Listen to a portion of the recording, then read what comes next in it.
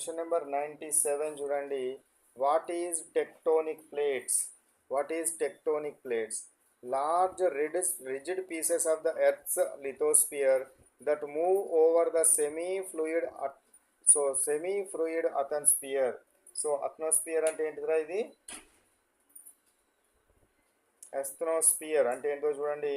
So మనకు ఏమవడం జరుగుతుందంటే మెత్తని పొర, సెమీ ఫ్లూయిడ్ అస్థెనోస్ఫియర్ అంటే మెత్తని పొరను అనడం జరుగుతుంది. సో లార్జ్ రిజిడ్ పీసెస్ మనకు పెద్ద పెద్ద ముక్కలుగా విభజించబడి ఏదైతే ఉన్నదో అప్పుడు ఏమవుతుంది, భూమి లోపల ఉండే మెత్తటి పొర పై నెమ్మదిగా కదులుతుంటాయి. ఈ ముక్కలని ఏమంటారు? టెక్టోనిక్ ప్లేట్స్ అంటారు. టెక్టోనిక్ ప్లేట్స్ అని అనడం జరుగుతుంది. క్వశ్చన్ నెంబర్ 98 చూడండి. What is continental drift? Continental drift ఖండ చలనం అంటే ఏమిటిది? The gradual movement of continents over geological time due to plate tectonics.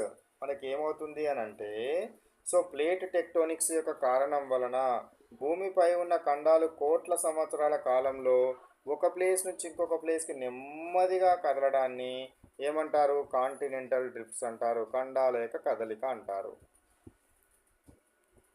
Question number 99 చూడండి. What is subduction? The process by which one tectonic plate is forced under another into the mantle. So ఏంటిదట?